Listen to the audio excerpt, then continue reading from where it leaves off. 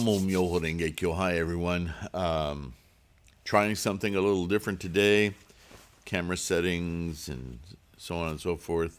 I have some updates for you. First of all, I hope this finds you in good health and secure. Hair's all over the place. I know I've been absent a couple of days. Sorry for that. Lots of reasons. Lots of exciting things happening. If you go to the e-publications page on threefoldlows.com, that's the book available that we've been talking about.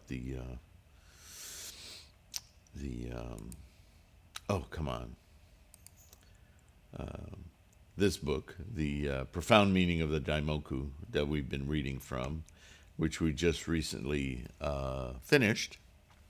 Well, I've got a couple of other books that you can find on the ebooks page, so you can download them immediately if you're an iPad or a Kindle reader, that kind of thing, or a complete computer. I don't know on a phone if it's really feasible. And also available in print if you're like me. You like a physical book to hold the pages and so forth. But a lot of you, and you've let me know, you've emailed me, are the opposite of me and my fetish with paper. It's so expensive now to get a print book, and the logistics of shipping it all around the world. Our Sangha is worldwide. I'm so impressed by you, your practice, your dedication. Thank you. Thank you for bettering the world, for your efforts at self-enlightenment. It's amazing to me. And it sounds simple on the surface, but Buddhism is a very profound thing that's all about self-effort. So it's work. So the ebooks are my way of making the things we talk about, the study, more accessible, easier to propagate throughout the world, blah, blah, blah. So first bit of news, I had major surgery on my neck back in 1999, and I was in tremendous pain. It was amazing that I came out of that and had so many years of being able to practice and share. But I'm having to go back under the knife pretty quickly here in a couple of weeks. They're going to do some more surgery on my neck. It's scary. Surgery always is. But Daimoku, right? Our practice, and I can't let you guys down. You guys are working so hard, so I have plenty of reasons to have a successful surgery, right? So, but more importantly, after completing the book on the profound meanings of the Daimoku, I realized that although there's a lot of books available in the bookstore, and like that book, it's quite a collection of focused writings from Nichiren about the one topic of what we chant, the Daimoku, the Namo Myoho Renge Kyo. I thought that's really useful, and then I created a book, which I've already mentioned to you, on the letters Nichiren wrote specifically to women, and there's a bunch of them, but they all have a way of applying the teachings to daily life. And there's some specific questions that are female related, but for the most part, they're just really excellent documents of Nichiren's explanations of Shakyamuni's Lotus Sutra. And so they're wonderful for all of us, but they have that stance, right? It seems almost more personal, less dry than the treatises and the opening of the eye, although there's stuff in there from those too. But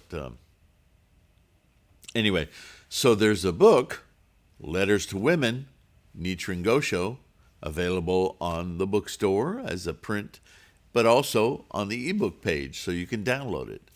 And I thought that might be very interesting to all of us, but certainly to you ladies who sometimes could probably feel left out in the rhetoric, 3,000 years of rhetoric that's very rather male-centered, let's say. So you're not left out at all. And then I thought, well, there are other aspects of our practice that I've not seen or heard of any really deep dives about. And one of you sent me this old book of a talk on Nichiren Shonin's Mandala. But right off the bat, I mean, the title says Object of Worship, and you should, if you've watched me at all, and if you're new, I'll explain. Object of worship is a construct of language and cultural bias that I abhor. It's just not Buddhist. We don't worship, we manifest, and we don't pray to things. We don't have objects that represent enlightenment. Nichiren says it very clearly, never look for the Gohonzon, this portal of Buddha-ness, outside your body. It's in your mind. That's what Buddhism is about. It's not about some fancy piece of paper. That's just a tool. A tool to help gather our earthly, worldly consciousnesses, all 8 of them, our monkey mind, as Shakyamuni called it, and wrestle it into focus so that it can penetrate our mind, our sentience, to avail us to the overarching truth of what life is, what all phenomena is, Buddha-ness, without resorting to collecting, possession, control, all of that, right? And I thought, well, I say that all the time. We talk about it all the time. And it's in the Go Show, but what if I put together a book, once again, but this time annotate it, put my words into it, get more involved as the translator, as the interpreter, as the modern voice. I don't know what to call it, just annotated, just me, talking about a collection of writings where Nichiren makes this point, but it's not so obvious with all of the cultural biases and language problems. Let me clean that up another level deeper.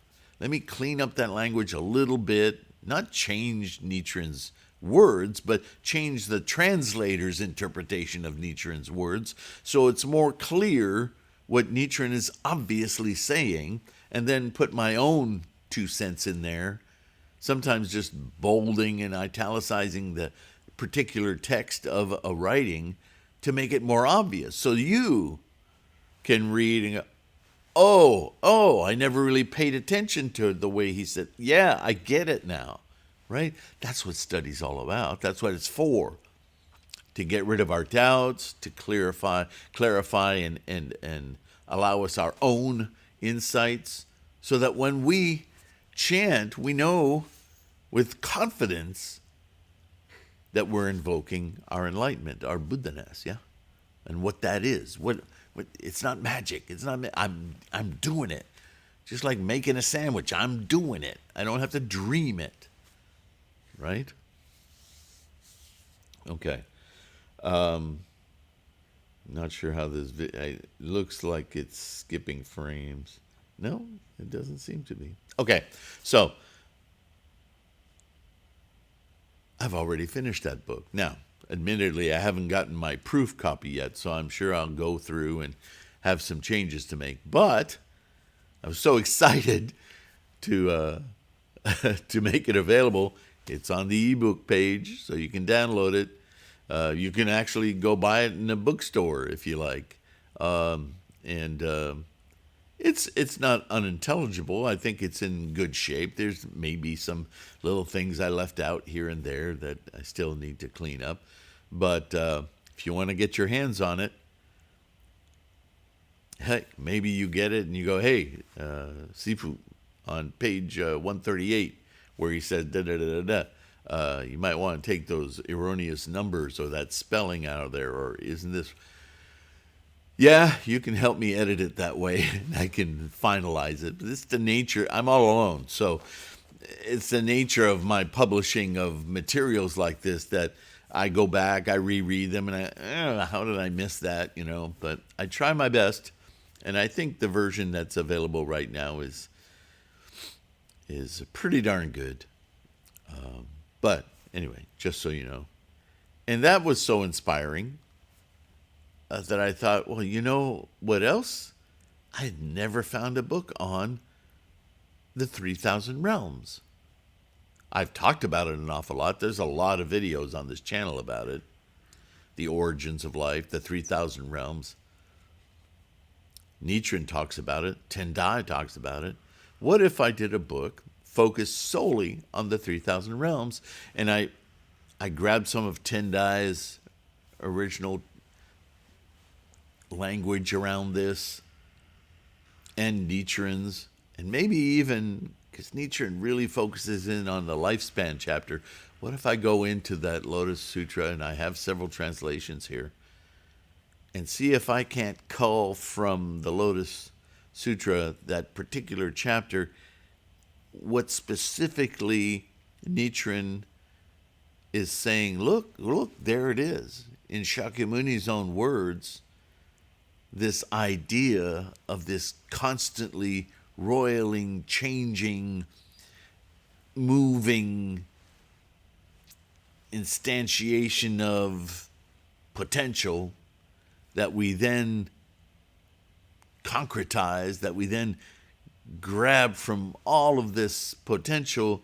a certain subset of ideas, things to instantiate in our lives and use as guideposts, right? Where do we go from that potential and the 3,000 realms, and then the earthly realms and the samsaric manifestations into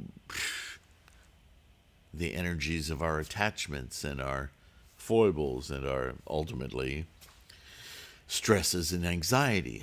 If from one end to the other, somewhere Buddhism is in the middle of that, trying to then detach us and put us in that mind of observing the formations of those 3,000 realms. That might be an interesting study. So I'm working on that now. And that's coming. That's not available yet. Anyway, so this is a short video, maybe shorter than I thought. So I'm not sure how this is turning out. But anyway, check it out. Keep your practice strong.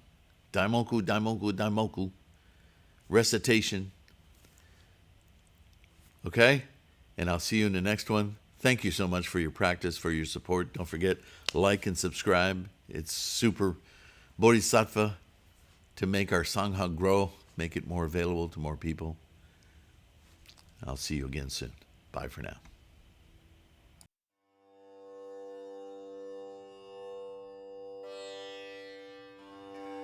Myo